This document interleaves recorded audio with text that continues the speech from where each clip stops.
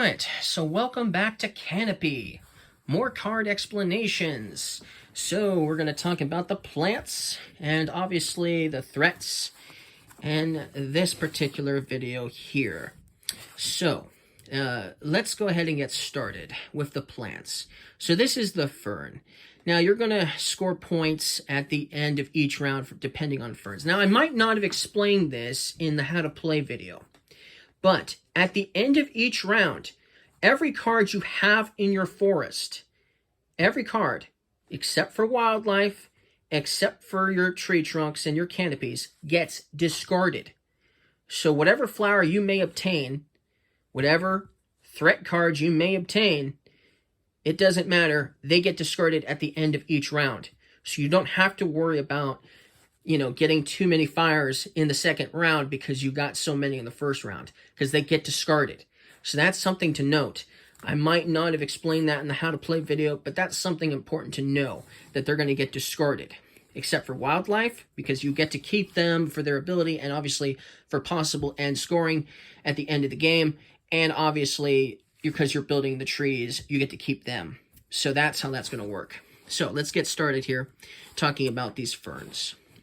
Okay, so if you have if you have one fern, you're going to get 2 points. So basically, if you're going to get points for every odd number of ferns you have. So if you have three of these, you'll get 6 points. If you have 5 ferns, you'll get 10 points. But if you have 4 or 2 even number of ferns, you're going to get 0 points. So that's how the fern is going to work. The monstera, this one here, is going to give you 0 points if you just have 1 or 2 of them. But at the end of each round, if you have 3 or more, you'll score 8 points. Okay, the Bromelia. This one will score you for one of these, it'll score you 2 points. If you have 2 of these, you'll get 7 points. If you have 3 or more, you get minus 3 points. That's how the Bromelia is going to work. Okay, here we have the Lianas. These will score you at the end of each... hold on. I forgot already. What does the... Okay, yes. They're going to score you 1 point for each tree that you've completed in your forest, okay? So if you get this in the first round, you might have maybe 1 tree completed, so you would score 1 point. If you get this in the last round, obviously you could potentially have a lot of completed trees, so potentially you could get a few points for this, because you're going to score 1 for every tree that's completed. So 1, 2, 3, 4, 5. If you had 5, that's 5 points. That's how the Liana is going to work. Now, the Orchid is a little interesting. On its own, it would just score you 4 points. But this is dependent on rain and sun. You need to have a balance in all things. The Orchid has to have a perfect balance, almost a perfect balance of sun and rain. If you have 2 more suns than you have of rain, so if you have 0 rain and you have 2 suns, this scores you nothing, okay? You get no points for it. If you have 2 suns, but you have 4 rain cards, then once again, you get no points. So, and vice versa. So if you had 4 suns and only 2 rains, you would get 0 points for the Orchid. So it's really contingent on a balance. You can afford to have 1 more sun or 1 more rain than the pairs of suns and rains that you have. But that's it. So you'll get 4 points. Otherwise, you'll get nothing. So that's how the Orchid is going to work. Now, the coin Cap Fungi will only score you 1 point at the end of the game if you have, at the end of the round if you still have it. But you can use it for its action effect.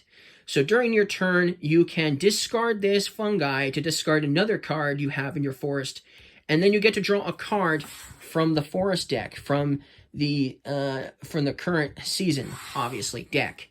So that's cool. You could potentially get rid of a card you don't want in your forest, and potentially get a new card you could possibly be good, maybe. But you're also having to discard this as well to do that effect. So that's how that one's going to work. Okay, so the pitcher plant is definitely has a little bit more going on with it. You'll notice it has no points on it, so you won't score any points for the pitcher plant, but its ability is interesting. You may hide one card you gain under the pitcher plant. If you do, play any previously hidden card. So if you had multiple pitcher plants, you could potentially have one already basically hiding in your pitcher plant.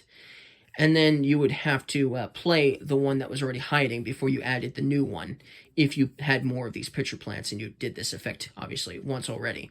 And this is your second time, etc., etc. But if this is your first time, you get to hide a card, basically, in your pitcher plant. And then, at the end of season, add the hidden card to your forest for the next season. So, that's interesting. The card you put into your pitcher plant, you get to save for next season. You won't have it for this season, but you'll have it for your next season. So, like, let's say it's the Bromelia. You know, you can't have too many Bromelias, right? You already have 2 of them, and you ended up getting a third one. If you had the pitcher plant, you could hide the Bromelia in the pitcher plant, basically, and then you would have a Bromelia at the start of your next start of the next round. But you wouldn't obviously have to worry about obviously having too many Bromelias for that round if that's what you were going to do. But that's just a for instance of what you could possibly do with the pitcher plant. Still, that's good. That's very strategic card for sure, and that's why this is an advanced card. Okay, so now we're done with plants. Now we start dealing with the threats. So, disease. I explained this in the How to Play video. We'll just go over it again real quick. If you have 2 disease cards at the end of a season, okay, if you have 2, you have to discard 2 animals because they died of disease. If you have 3 or more, each player will only have to discard 1 animal of their choice. Of course, you're still discarding of your choice if it's 2, but you're going to affect your opponent if you have 3 or more. So that's a good thing. You don't have to worry about if you end up getting 3 of these, this is actually probably better for you. If you already have 2 of them and there's no way you can get rid of them, and there's a possibility you could get a third one, I would do it because then you only lose 1 animal and you're sharing the pain. Your opponent is sharing your pain. You're not directly attacking him, but you're also not directly attacking him. It's kind of like, the sharing your, just, because everyone likes to share pain, I guess you could say, in this game. You could definitely do that. So that's how disease is going to work. Okay, so blight. At the end of the season, this is for the advanced game, at the end of the season, lose 1 plant from the largest group of plants in your forest. So the blight is going to basically affect 1 plant from the largest group of plants. So this could be advantageous. Let's say you had the largest group of plants you had was 3 bromelias. Ooh, hey, I get to discard a bromelia. That helps me out. But potentially this could be like, you could have 3 monsterillas could be the highest amount of plants you have. And now you have to discard that because of the blight. And so now you only have 2, and now you get no points for your monstera. So that's basically how blight is going to work. It could be very advantageous, depending on what plant it is, that you have the largest amount of, obviously, or it could be horrible, too. So that's how blight is going to work. Now, fire is very similar to, obviously, the disease card, except it's going to affect your plants, obviously, instead of, obviously, your animals. And it does the exact same thing. If you have 2 of these fires at the end of game, you lose 2 plants. If you have 3 fires, then both you and your opponent will lose 1 plant. That's how that's going to work. Of course, if your opponent also has 3 fires and you have 3 fires, which is unlikely, I guess potentially you would both lose 2. But that's the point. That's how that would work. Okay, Drought is an instant effect. This will affect instantly. When you get the Drought, you have to discard a card with it. You'll discard the Drought plus a card of your choice. But you have to lose a card regardless. So that's how Drought is going to work. It's an instant effect. It doesn't happen at the end of the season. It happens when you happen to basically add it to your forest. Now remember, because you're choosing which cards you add to your forest, you could use this to your advantage. You might have a card you don't want in your forest, and you could use it to get rid of it. Maybe it's a fire. Maybe it's the disease card, and you could use this to actually get rid of those cards too, because it works with those cards. It can be any card in your forest. So that's cool, right? It's pretty much cool. You can do it with pretty much any card in your forest. That includes fire and, obviously, disease. So that's how that's going to work. Now, lightning.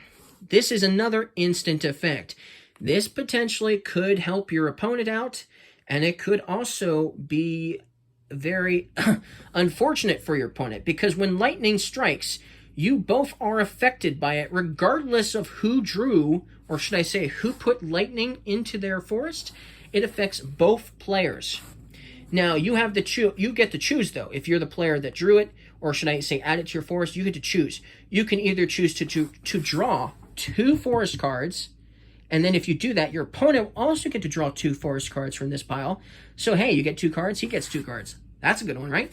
Or you could use its effect to discard 2 cards from your forest. And if you choose to discard 2 cards from your forest, your opponent also must discard 2 cards from his forest as well. So maybe you have 2 cards you want to discard from your forest because you've got something like fire and disease and stuff like that. But your opponent doesn't have any of those. He has only got good cards. And now he's going to have to discard his good cards. So this potentially could be another version of an attack because of what you decide to choose.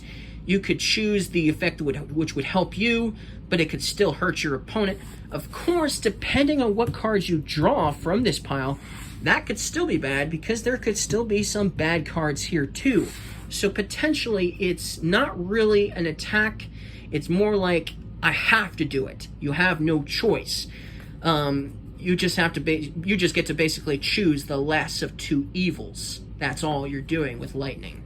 So that's how lightning is going to work. And then the last 2 cards is you'll score 5 points if you have a pair of rain and sun. If you just have rain, even if you have 2 of these, you get no points.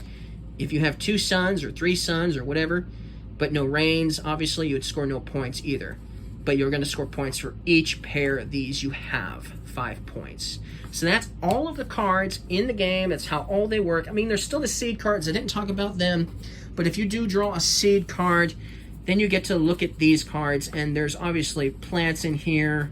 There's obviously tree trunks in this seed deck. Flowers, rain and sun are in here. There's canopy cards in here. So that's basically what you're going to get to do. You get to draw some cards with the seeds. Obviously, you're going to maybe get something good from here, maybe. So that's basically all you do. So thank you guys for watching this video, and I'll see you guys again next time. Don't forget to leave a like if you guys liked this video, and thank you guys for watching once again. Goodbye.